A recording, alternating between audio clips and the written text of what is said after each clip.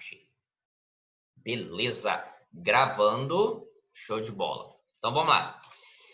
Pessoal, quando a gente fala ali de grandezas escalares e vetoriais, é importante nós recordarmos, nós já discutimos isso lá no primeiro módulo da introdução, quando nós estamos definindo o que é física, o que é as partes, o que a física vai estudar, aí depois falamos lá, explicamos a diferença de uma grandeza vetorial para uma grandeza escalar. Vamos relembrar agora para a gente, tá? Vamos estar relembrando aqui o que é, qual a diferença entre elas.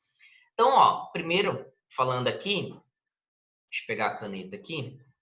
Primeiro, especificando o que é uma grandeza, né? A gente fala muito uma grandeza física, mas o que é? O que é essa bendita grandeza? É tudo aquilo que pode ser medido em um fenômeno físico, tá? Lembrando que nós já sabemos que um fenômeno físico toda e qualquer transformação da matéria sem que eu altere a sua estrutura atômica, tá? Então, um fenômeno físico é uma transformação da matéria sem que eu altere a sua estrutura atômica. Se ela for alterada, aí é um fenômeno químico e não mais um fenômeno físico, tá bom? Isso aí nós também já sabemos, que nós vimos lá no primeiro módulo. Serve para entendermos como funciona e por que ocorre qualquer fenômeno físico. Então, grandezas como velocidade, aceleração, tá? Quantidade de movimento e assim por diante, são grandezas físicas que nos auxiliam a entender um fenômeno físico da natureza. Por que acontece aquilo? Aí, por causa da temperatura, por exemplo, também é uma grandeza física. Tá? Então, ela é uma grandeza. Então, o conceito de temperatura vai ajudar eu a explicar aquele fenômeno físico na qual estou observando. Beleza? Aí, dentro dessas grandezas, classificam em grandezas vetoriais e escalares. O que é uma grandeza escalar? Nós já sabemos disso, mas vamos recapitular. São aquelas medidas que precisam somente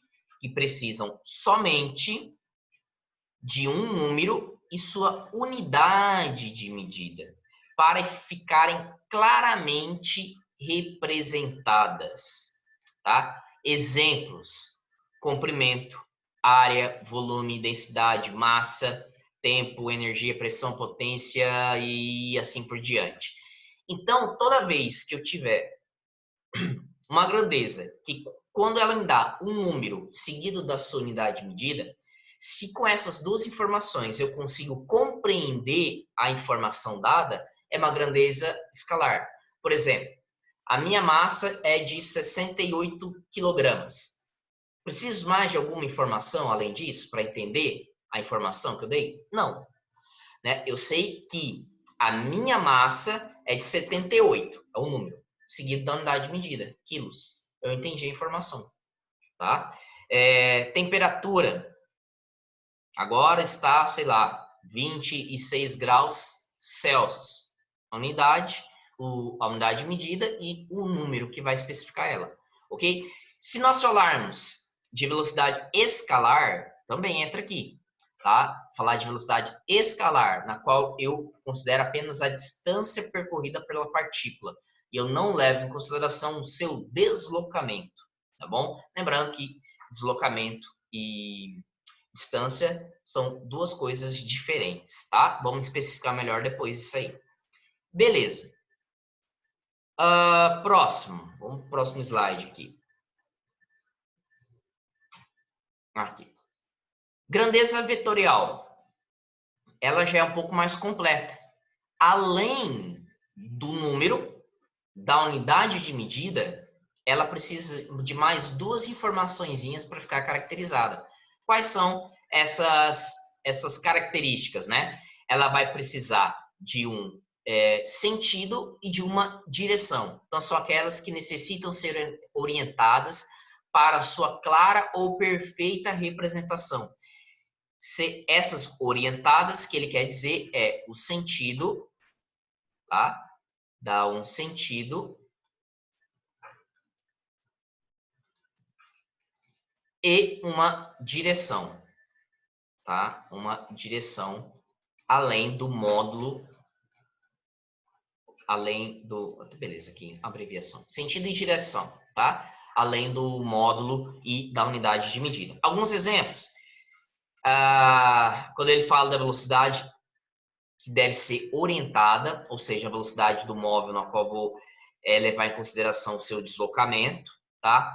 Nós temos também a força. A força é uma grandeza vetorial. A aceleração, quando nós falamos dela na sua grandeza vetorial, é impulso, campo elétrico e campo magnético e assim lá vai por diante, tá? Então, toda a grandeza física que eu preciso do sentido e da direção dela, então nós precisamos, estamos nos referindo a uma grandeza vetorial. Beleza? Então, tranquilo, isso aí nós já discutimos no começo do curso, não tem nenhum mistério. Beleza. Então, vamos para o próximo, entender o que é um vetor, tá?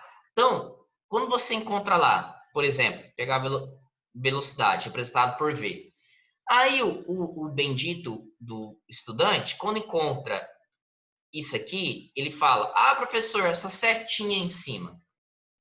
Não é uma setinha, né, pessoal? Isso aqui é um vetor, tá bom? Não é setinha, é um vetor. Significa que aquela grandeza é uma grandeza vetorial, tá bom? E quando não tem nada, professor, por exemplo, a massa. Se não tiver nada, é uma grandeza escalar. Então, assim, eu consigo diferenciar uma grandeza escalar de uma vetorial por meio das suas representações, tá? Então, vamos lá. O que é um vetor? Vetor nada mais é uma representação matemática, né, que ajuda a representar as grandezas vetoriais. Beleza.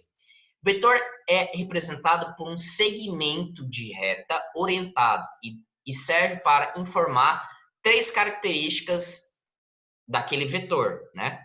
Quais são essas três características? A sua intensidade, a sua direção e o seu sentido. É aquilo que eu falei anteriormente, para caracterizar uma grandeza vetorial, né? Ou seja, um vetor, eu vou ter que ter a intensidade, direção e o sentido.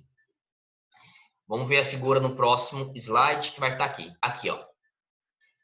Aqui nós temos um vetor, tá? Nós temos aqui o vetor, isso aqui é o seu módulo, tá? Isso aqui é o seu módulo, o tamanho dele, o sentido e a direção, tá? Vamos ver qual que é a diferença deles aqui. Então, o módulo é o seu tamanho, módulo proporcional ao comprimento, tamanho do vetor. Está ligado ao valor da grandeza vetorial que irá ser representada, tá? É o módulo, tá, pessoal? É aquele número.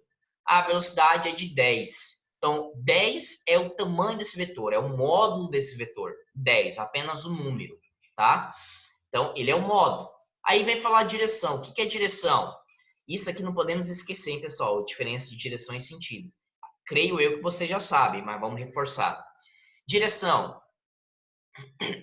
Reta suporte do vetor serve para que tenhamos uma ideia da grandeza na horizontal, vertical ou qual o ângulo de inclinação, ou seja, na diagonal. Então, vou desenhar aqui para vocês, ó. Vertical, certo? Horizontal, ok? E com um ângulo X de inclinação, tá? Essas são as direções de um vetor que você pode estar encontrando. Um carro que se move numa estrada retilínea, né? É na horizontal, tá bom? Uma formiguinha que sobe na parede é na vertical, tá bom? Sentido. Agora, importante também, qual que é a diferença? Orientação dada pela ponta da flecha, na ponta aqui do vetor. Isso aqui, pessoal, vai dizer o sentido para você. Essa ponta da flecha aqui, né? É a seta do vetor, serve para que possamos identificar se a grandeza está para cima, para baixo, para a esquerda, para a direita e assim sucessivamente, tá?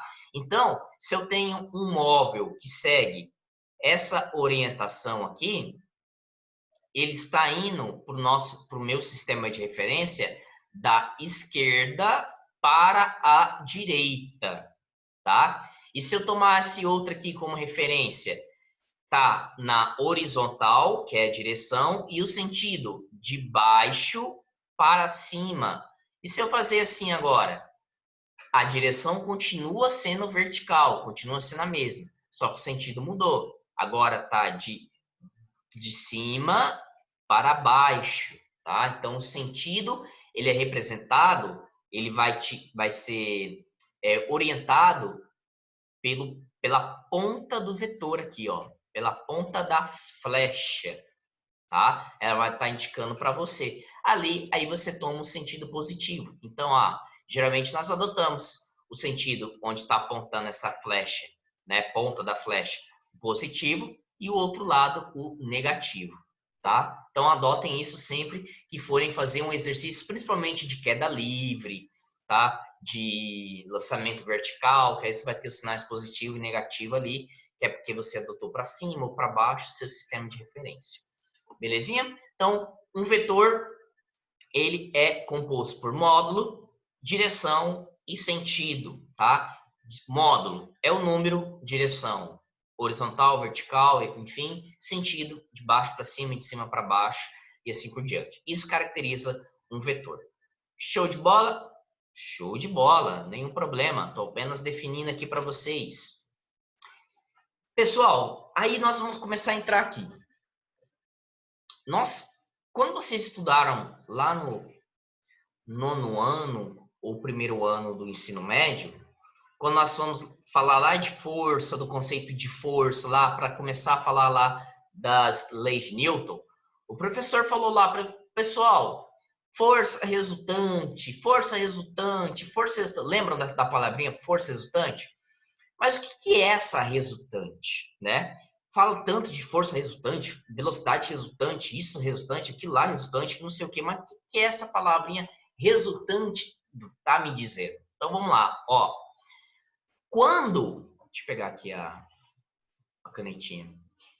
Quando várias grandezas vetoriais agem simultaneamente sobre o mesmo corpo, elas criam um efeito chamado de resultante vetorial. Quer dizer que quando mais de uma força atuam sobre um corpo, tá? Ela vai gerar uma resultante sobre ele. Isso mesmo, tá? Olhem aqui esses dois exemplos. Nós temos aqui um corpo e nós temos uma força F1 agindo sobre ele e uma força F2 agindo também sobre ele. Ela vai gerar uma força resultante sobre esse objeto. E a força resultante vai estar aqui, representado por FR. Força, o F é força, o R, resultante, força resultante. Olha esse outro exemplo aqui.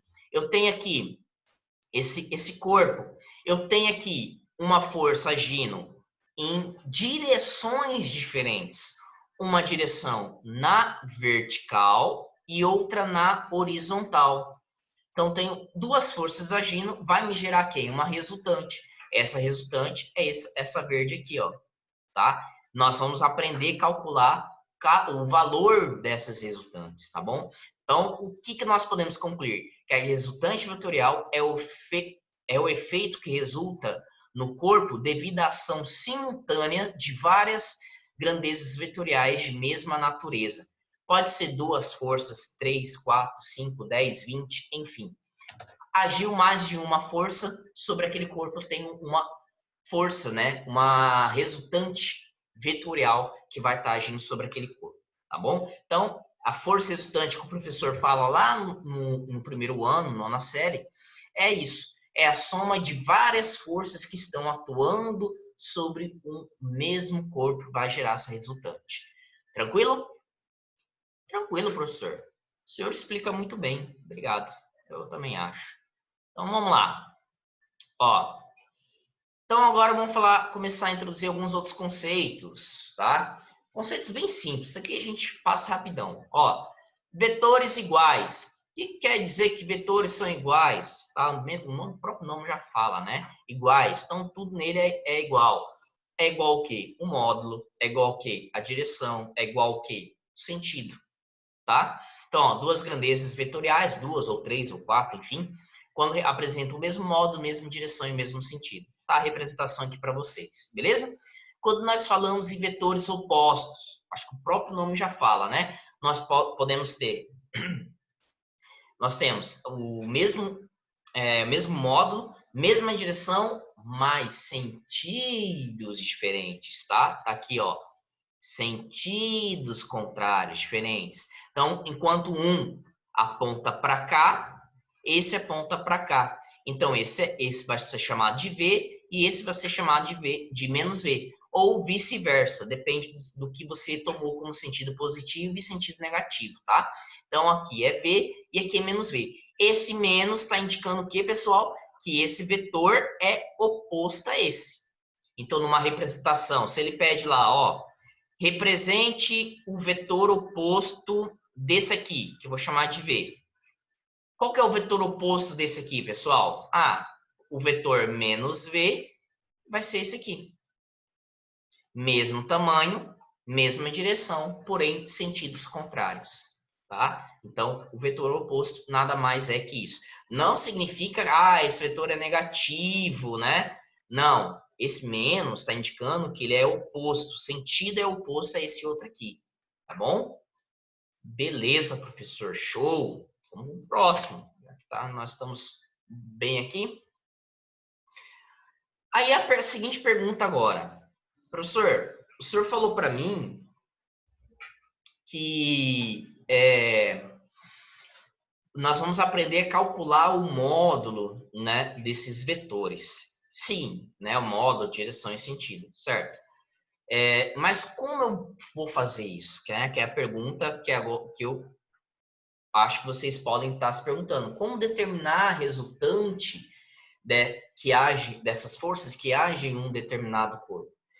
Existem basicamente 3 modos, e dentro desses modos existem alguns casos particulares. Quais são esses 3 modos? Um método do polígono, que nós vamos ver. Um método do paralelogramo, que nós também vamos ver. E o método da decomposição do sistema cartesiano, tá? Que aí aqui vai levar em consideração lá seno, cosseno e assim por diante, tá? Então, são basicamente essas 3 maneiras de calcular a intensidade dessa resultante, tá bom, pessoal? Dentro dessas partes, existem alguns casos especiais que nós vamos ver agora, antes de ver esses 3 métodos. Quais são eles? Vamos lá então, pessoal. Ó, primeira delas, quando o ângulo entre esses vetores, ele é zero, ou seja, esses vetores são paralelos um ao outro. Então, se eu tiver aqui um vetor A e um vetor B, observem que eles são paralelos um em relação ao outro, tá? Ou seja, o ângulo formado entre eles vale 0 graus. Como eu vou calcular essa resultante? Simples, não é simples? Como, professor? Basta somar o vetor A mais o vetor B. Tá aqui, ó. Tá? Então, por exemplo, vamos pegar aqui. É que eu não consigo desenhar de modo proporcional, mas vamos imaginar, tá, pessoal? Que eu tenho esse vetor aqui, que vale aqui 3m, tá? E eu tenho esse outro vetor aqui, que vale 4m's, tá? Imagine que eles estejam na mesma proporção. E eu tenho aqui, eles estão agindo em um único corpo, tá? Então, eu tenho aqui esse corpinho aqui e tem essas duas grandezas vetoriais agindo. Qual vai ser a resultante que está agindo sobre esse corpo? Como eles estão paralelos um em relação ao outro, concordam? O ângulo entre eles é 0. Então, a resultante basta somar esses dois. Então, vou somar 3 mais 4. Então, a resultante, o R, é igual a 7m. Tá? 7m. Então, a resultante vai ser isso aqui, ó. Vai me resultar um vetor maior, que vai valer 7m. Imagine que estejam proporcionalmente, tá? Mantendo aqui, como os dois estão apontando aqui para a minha direita, então o sentido vai manter a direita. Como os dois estão na horizontal, a direção também vai ser na horizontal. Então, esse aqui é o vetor resultante, que vai atuar sobre o corpo. Tranquilo, né, pessoal? Não tem nenhum caos nisso aqui. E quando eles forem vetores opostos, né? Deixa eu apagar isso aqui. Vetores opostos significa que o ângulo entre eles vale 180 graus, tá? Então, quando, ó, uma coisa bem clássica, lá do nono ano, você tem uma força, vou chamar de força, tá? É um vetor para cá e outro vetor para cá, vou chamar de F2, tá? Observem, o ângulo entre eles, aqui o ângulo, vale-se o quê? 180 graus. São vetores opostos. E como eu calculo a resultante de vetores opostos, pessoal? Basta fazer uma subtração entre eles. Vamos supor que esse F2 aqui vai valer, sei lá, aqui 10 newtons. E esse outro aqui tem um vetor de 5 newtons. Qual vai ser o vetor resultante sobre eles? Vai ser 10 menos 5. 10 menos 5 é igual a quantos? 5 newtons. Então, a força resultante, o vetor resultante vale 5 newtons. E para onde que ele vai estar apontando, pessoal? Para onde que ele aponta? Aponta para onde? O 10 não é maior que o 5? Sim, professor. Então, vai manter a direção do 10, tá? Que é a mesma. Observe o seguinte, melhor dizendo. Como eles estão na mesma direção, os dois, então vai manter a mesma direção. Então, é na horizontal. Agora, qual é o sentido? Para a direita ou para a esquerda? O vetor com maior intensidade está aqui no 10. Então, vai apontar para a esquerda. Beleza. Eu já sei que a ponta é horizontal e aponta para a esquerda. Com qual intensidade? 5. Não é mais de 10. Então, imagine que eles estejam na proporção, tá, pessoal? Vou melhorar esse desenho aqui. Imagine que eles estejam em proporção, tá? É difícil desenhar. Então, vai ter um vetor agora de 5, que é o mesmo módulo que esse, só que agora no sentido contrário a esse aqui. Vai estar no sentido da esquerda, que era o mesmo do 10. Tá bom? Então, esse corpo, ele agindo a força de 5 newtons sobre ele, a força resultante, ele vai se movimentar para a nossa esquerda. Beleza? Também não é nenhum bicho de 10 cabeças. Bem tranquilo, né, pessoal? Vamos para o próximo. A próxima situação que a gente tem. Agora, vamos lá. Seguinte, pessoal. Aqui, eles tinham a mesma direção. Agora, eles não possuem mais a mesma direção. Tá? Então, eu tenho aqui. Essa canetinha, vem cá. Então, eu tenho aqui um corpinho. Tá? Eu tenho aqui, vamos supor, uma força. Vou chamar de A, do jeito que ele está falando ali. A. Na vertical. E na horizontal, eu tenho uma força B. Observem, eles possuem entre esses dois aqui, ó, um ângulo de 90 graus, tá? Como eles possuem direções diferentes, o ângulo entre eles é de 90 graus. Professor do céu, como eu vou calcular essa resultante? Se você fechar isso aqui, o que eu tenho aqui? Um triângulo retângulo, porque nós temos um ângulo de 90 graus. E como eu calculo o que eu utilizo para calcular o tamanho desse outro vetor aqui? Eu vou utilizar o quê? Teorema de tio Pitágoras. O que é o teorema de tio Pitágoras?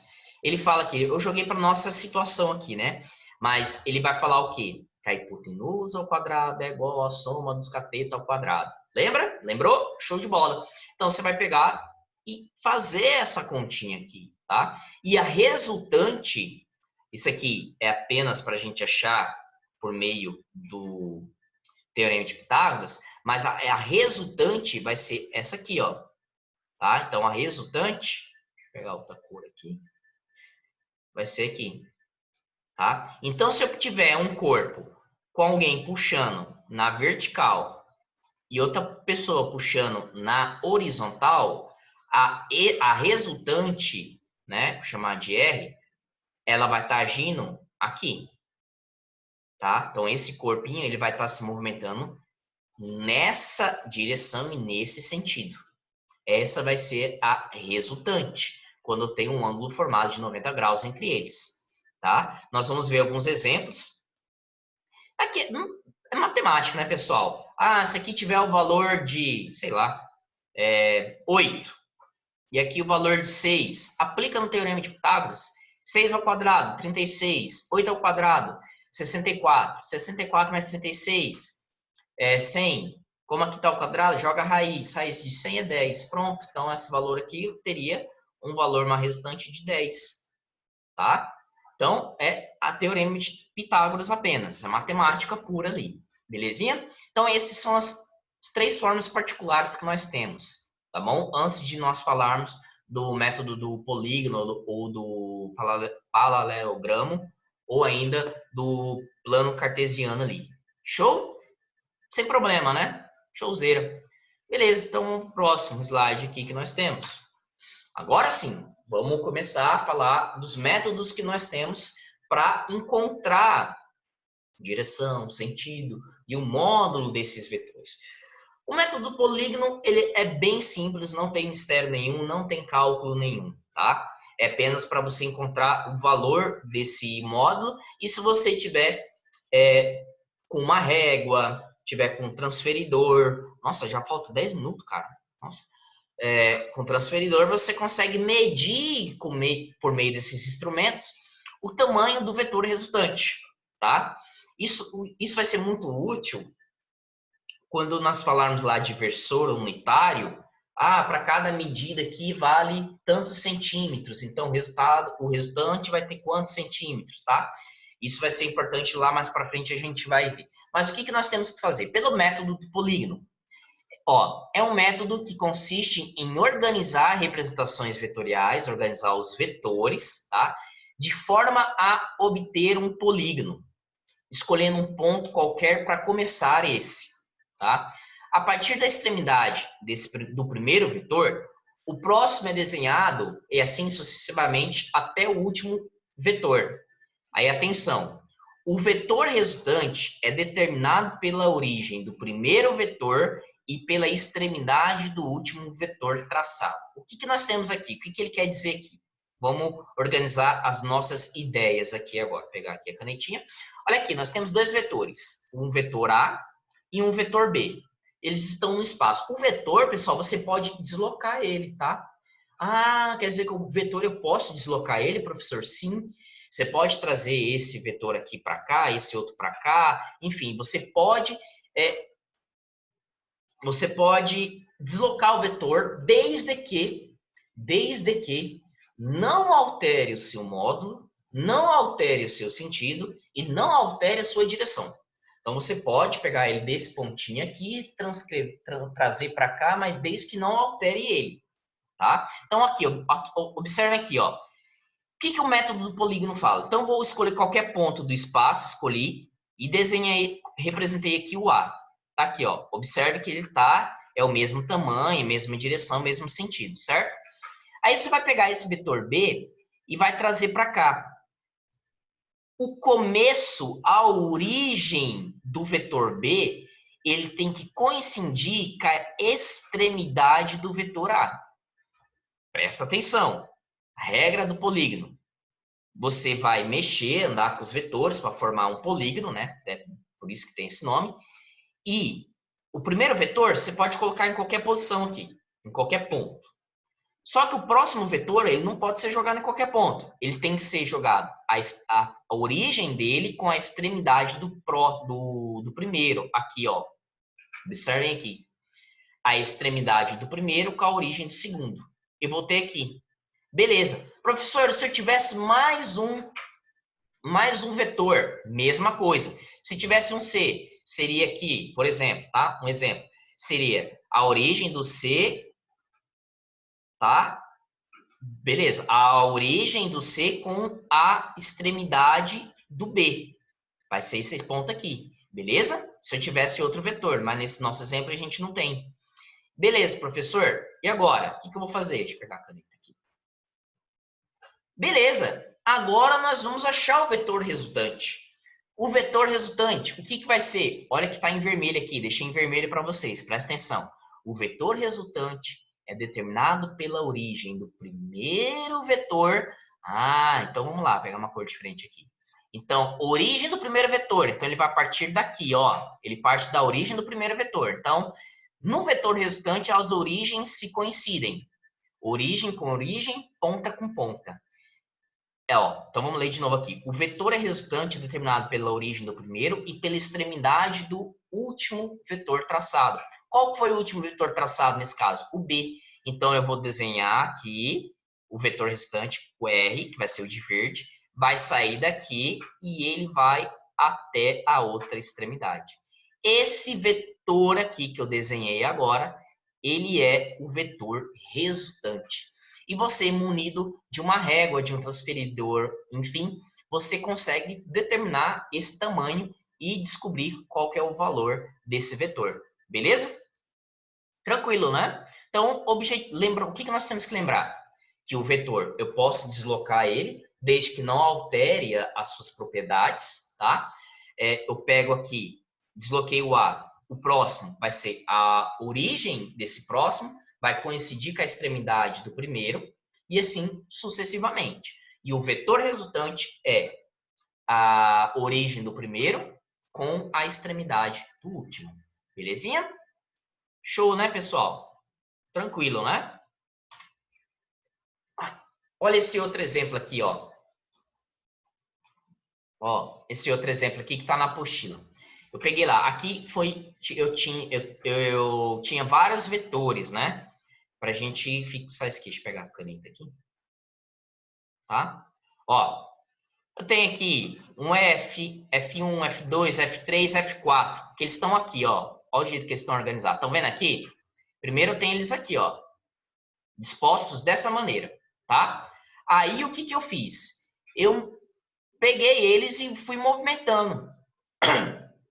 Desde que eu não alterasse o seu módulo, direção e sentido. E eu não alterei. Olha o F. Mantive o F aqui, ó. Ó, mesma direção e sentido e tudo.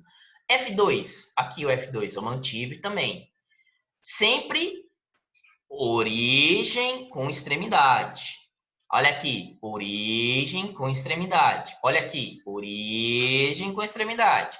Beleza, acabou os vetores? Acabou. Qual vai ser o resultante? Vai ser, o resultante sim, vai ser origem com origem e extremidade com extremidade. É esse vetor aqui. Esse vetor aqui é a soma de todos esses outros aqui. Tá? Então, esse F aqui é o F1 mais o F2 mais o F3 mais o F4. Esse é o vetor resultante. Formamos a regra do polígono. Beleza? Aí até eu falo aqui, ó.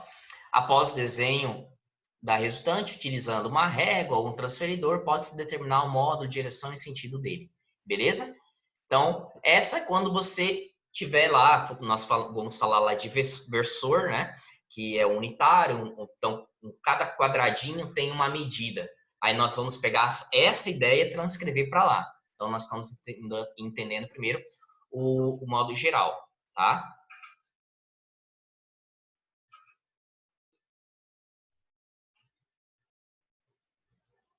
Beleza, Tiagão. Tranquilo, pode ir lá, cara. Vou deixar lá no YouTube lá, beleza? Vai lá. Tranquilo, galera? Beleza. Então, vamos para o próximo aqui. Tá acabando nosso tempinho aqui, 2 minutinhos para essa aula. Tá? Aí nós temos o método do paralelogramo. Difícil de falar, né? Então, vamos lá. O que ele diz essa regrinha para gente, pessoal? pegar aqui a caneta. Esse método é utilizado para obter a resultante de dois vetores também. Ok? Lembra que o que nós estamos fazendo é para obter resultante de vetores, de diversos vetores em diversas situações. Esse é o nosso objetivo principal aqui. Se você tiver vários vetores atuando e precisa determinar a resultante, deverá utilizar esse método por partes. Isso é importante, né? Ou seja, determinar a resultante de 2 em 2 e aí sim, no final, você somar esse resultado geral. Tá? Então, nesse método, você utiliza de 2 em 2. No outro método que nós vimos, você pode utilizar todos de uma vez só. Nesse método, não. 2 em 2. Tá? Mas a regra aqui, qual vai ser? Para determinar o vetor resultante, utilizando o método do paralelogramo, devemos seguir os seguintes passos. Diferente do anterior, o que nós vamos usar aqui é o seguinte. Não mudamos a natureza, né, as propriedades do vetor, mas eu posso deslocar ele, desde que não altere o seu módulo, sentido nem direção. Observe aqui, o vetor A e o vetor B. Olha aqui. A origem dos dois vão coincidir. Então, eu vou pegar aqui a origem do A, vai coincidir com a origem do B. Lembra lá do polígono? Era o contrário. Era origem de um com a extremidade do outro. Aqui não, é origem com origem. E observem que entre eles vai me formar um ângulo θ. Beleza? Pessoal, vamos continuar no próximo link que eu vou mandar, beleza? Falta aqui 30 segundos para acabar. Vamos terminar a ideia no próximo link, belezinha? Show? Isso aí. Vou fechar aqui para a gente continuar no outro.